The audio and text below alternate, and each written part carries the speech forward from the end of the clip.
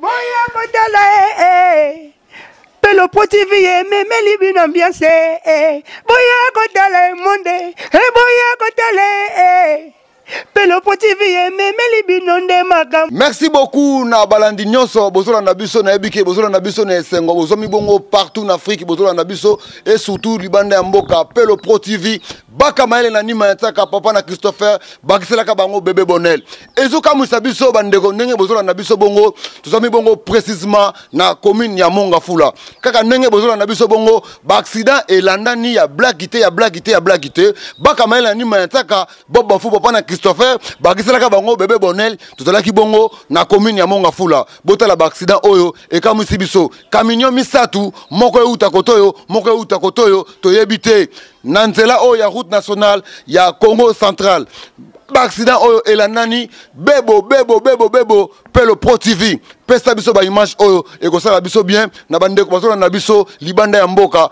et surtout ba diaspora botala ndenge nini ba accident ezosalama awa na commune ya Mongafula et surtout na Mbeteke eza dega Pelo Pro TV tolega.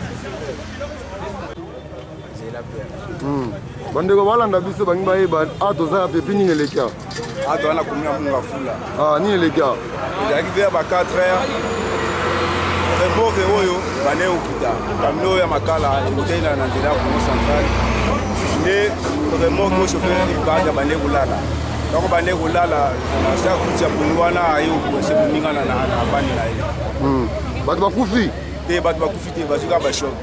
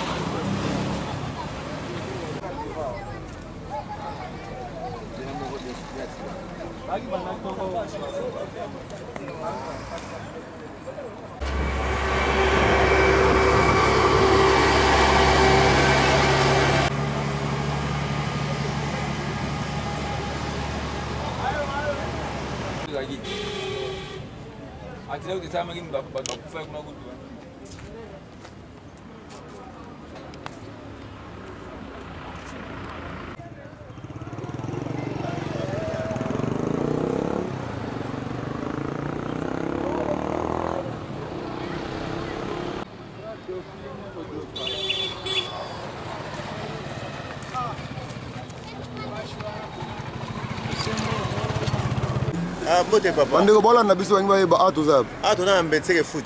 Nini esalami atomoni camion mibale sangani. Bon, ba bien accident ça mina 5 heures.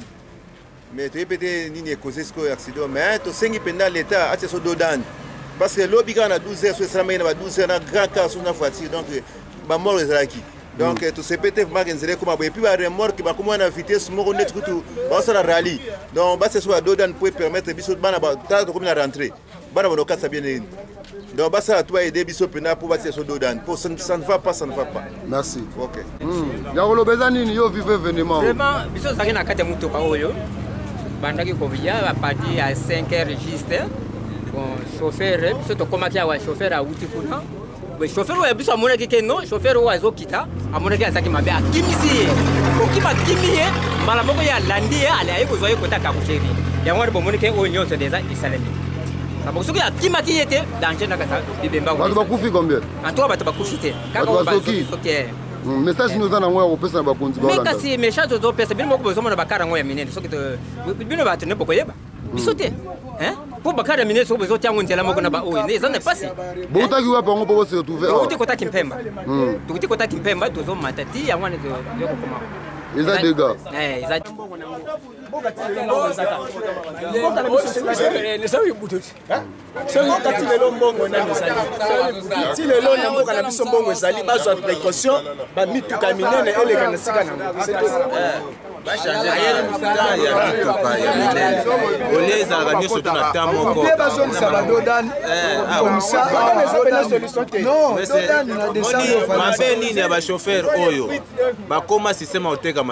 voilà. Tant azo kita na descendre boye atie loko pauvre père net o bango ba benga pauvre terre pona ko tant azo kita na mbangu wana pati azo koma kuna pona ko récupérer ba mazuto bango ba tekaka c'est pour cela ça ba dégâts o azaki na net so azaki na système ba vitesse car nengeza na banzete boye nengeza la lourd tant azo kita na descendre o la lourd mais tant azo kita na net espoir des anzeza pour le résultat yango azaki na net loko bomisi donc Sengali baye bake population baza valeur.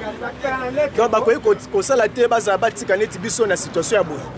Comment voulez-vous na balabala boye mituka minene le karati na tongo na moi do les ensemble na ba taxi amike wana eza ko sacrifier via bato. Awa to za lobby accident salema ki melelo le susu na tongo accident sala. Ah doza.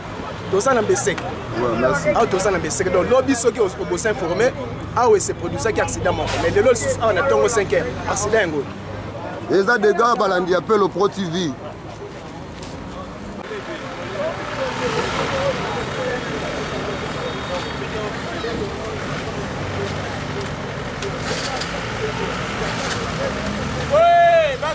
Tout à bon ami, Bobo Fou, papa na Christopher Bakisela Bango bébé Bonel. Ah ngaya, eza des gars. Oh bakei et si bakei. Oh pe batikali et si totikali, misala na appelle au Pro TV, eza des gars. Bobo Fou, papa na Christopher.